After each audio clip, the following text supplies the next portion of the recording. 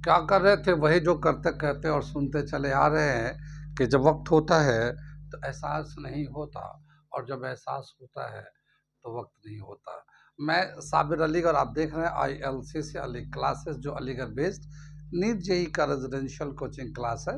साथ ही AMU, Jamia, BHU और दूसरे यूनिवर्सिटी के दूसरे एंट्रेंस की भी तैयारी कराते हैं, जैसे 9th है, 11th diploma engineer, BSc nursing, CET, CUET, paramedical, NDA, CDS, SSC वगैरह वगैरह बहुत सारी तैयारियां होती हैं, और हर अलग अलग डिपार्टमेंट है, हर अलग अलग स्टाफ है, तो वो लोग तैयारी कराते हैं, हमारे साथ है। तो वो लोग जो लोग तैयारी करना चाहते हैं कांटेक्ट कर सकते हैं। ऑनलाइन ऑफलाइन दोनों ही मोड अवेलेबल है। हम लोग करते नीट फिजिक्स 2024 के क्वेश्चन को सोल्यूशन कर रहे थे। अब तक हम लोगों ने 4 क्वेश्चन कर लिया था। ये हमारा question number 5th booklet T3 है।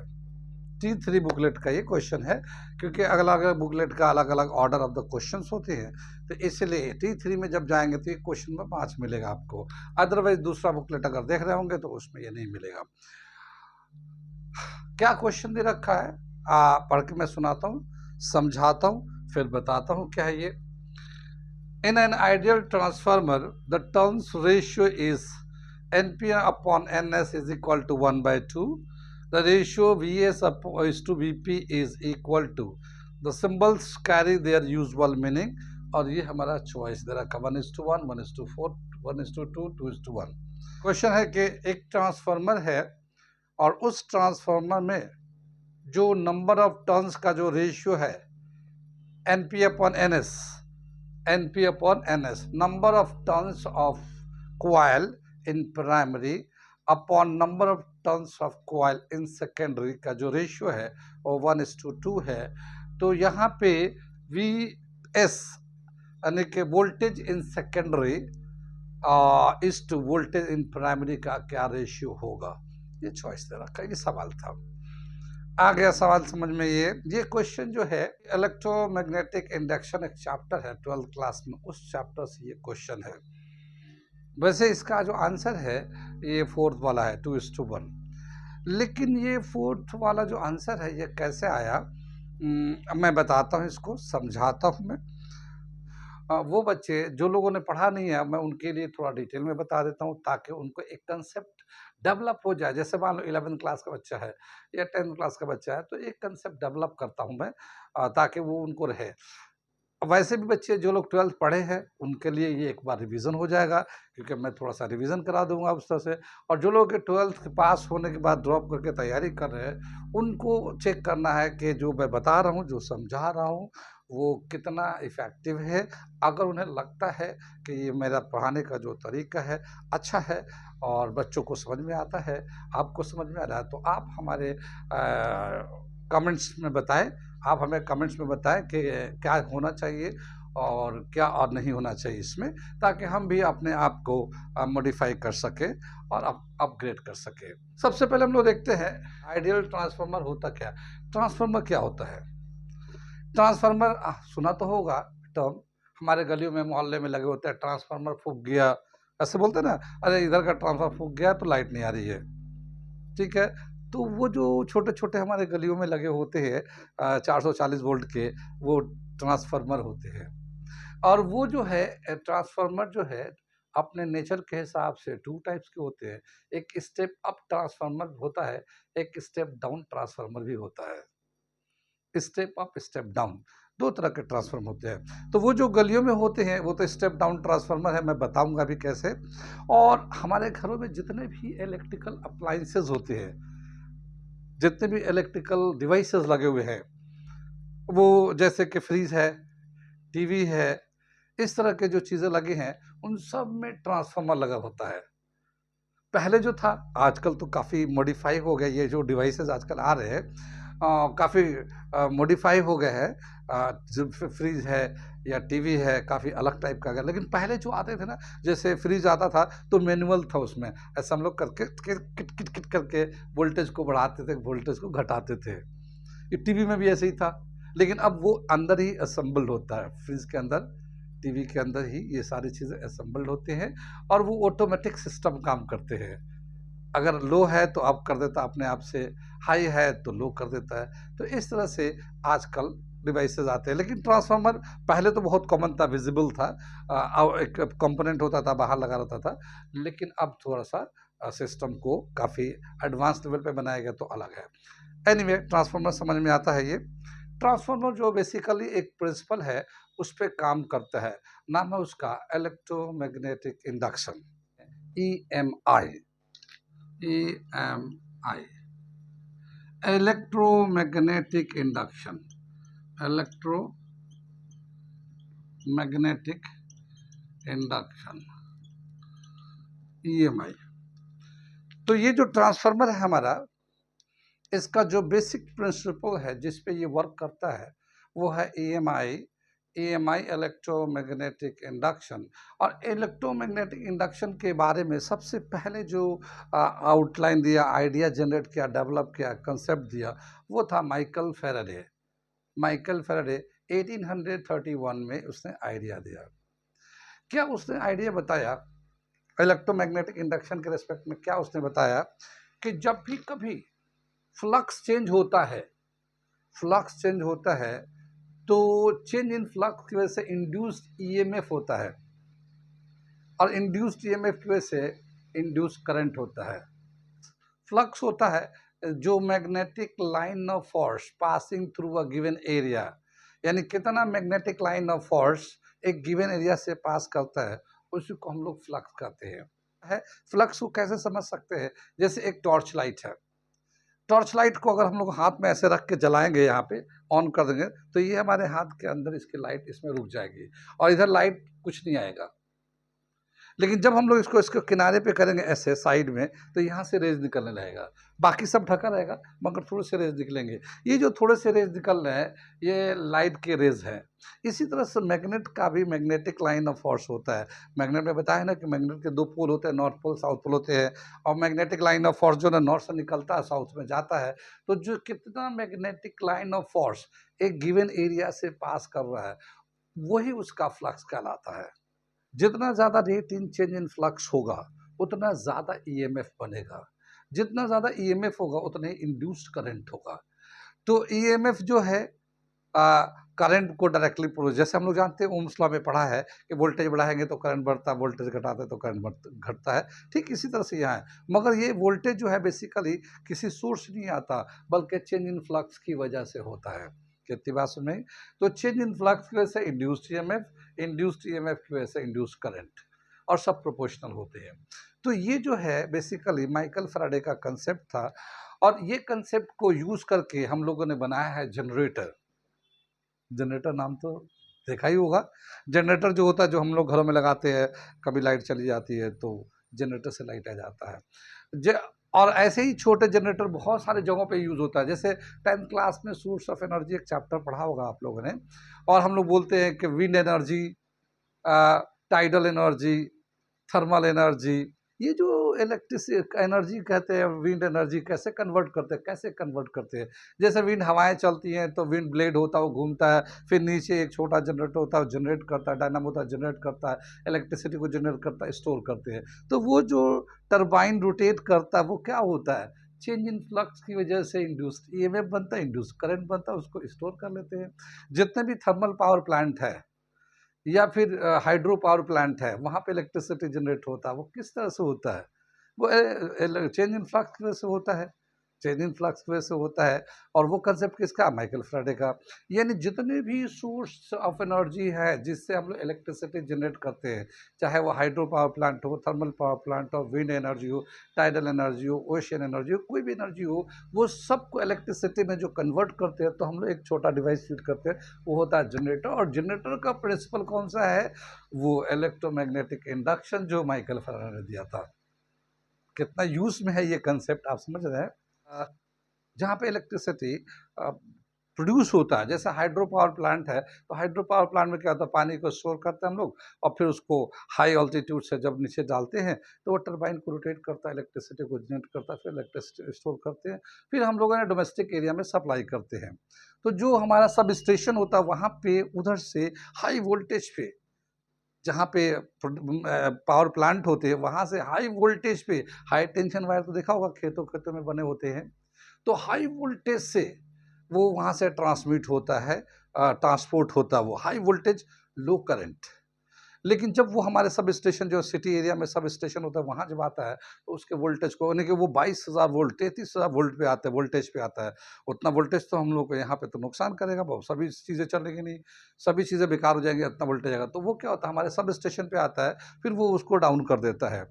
तो 31,000 को 22,000 को 33,000 को 22,000 को कम करके नीचे लाते हैं, 11,000 पे ला लेते हैं, 11,000। फिर उसको वो स्टेप डाउन ट्रांसफार्मर से नीचे लाके वो हमारे गलियों में जो लगा हुआ है ट्रांसफार्मर, वहाँ पे 440 वोल्ट का आता है। फिर वहाँ से हमारे घरों में आता है जो 220 वोल्ट का होता है, हमारे घरों में 220 वोल्ट का आता है। ठीक है, तो इस तरह से क्या होता है कि हाई वोल्टेज को लो वोल्टेज में लेके चलते हैं, लो वोल्टेज में ट्रांसफर करते हैं, और ये होता है स्टेप डाउन ट्रांसफार्मर। लेकिन ये करता कैसे है, वो जो ट्रांसफार्मर होता है उसकी अपनी एक कॉइलिंग होती है। मैं एक छोटा सा डायग्राम ट्रांसफार्मर का बना के दिखाता हूँ और उसके बाद फिर इस बात को बताता हूँ। ठीक है, ये ट्रांसफार्मर का एक बेसिक कंसेप्ट होता, बेसिक स्ट्रक्चर होता है।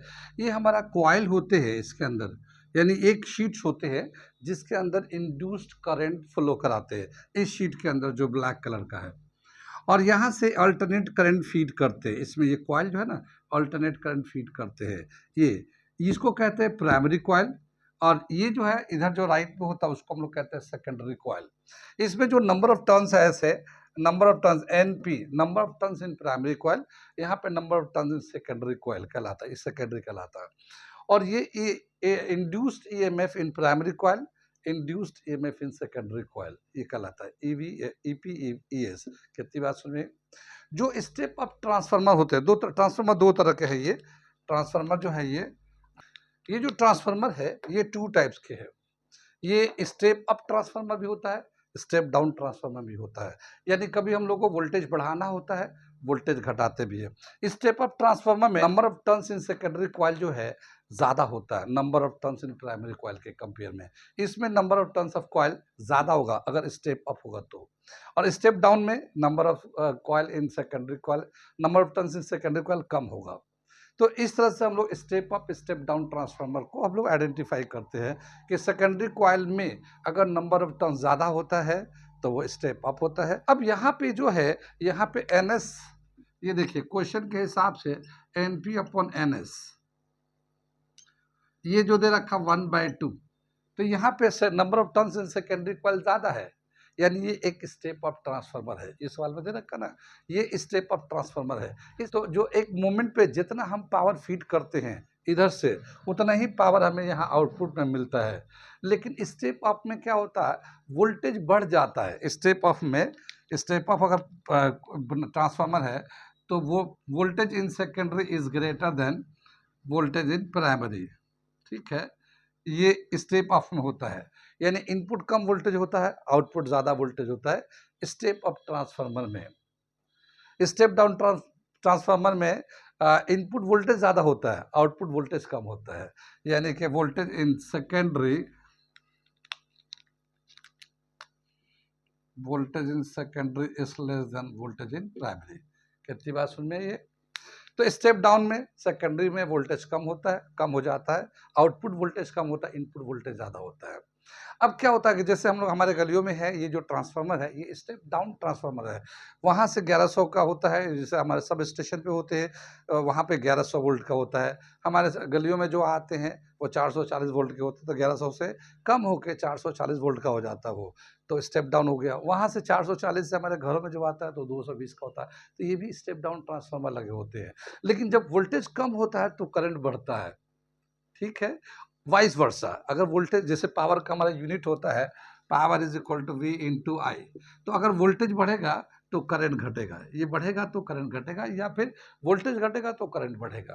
तो स्टेप अप ट्रांसफार्मर में जब वोल्टेज बढ़ जाता है तो current in secondary less than current in primary, ये इस तरह से हो जाता है। वोल्टेज बढ़ जाएगा, आउटपुट वोल्टेज बढ़ जाएगा तो आउटपुट करंट कम हो जाएगा। ठीक है, क्योंकि वो इनपुट जितना होगा, जितना पावर इनपुट करेंगे पावर, उतना ही आउटपुट पावर होगा। हाँ, ये है कि वोल्टेज ज़्यादा कम होते रहता है तो उसी के रिस्पेक्ट में करंट भी चेंज होते रहता है।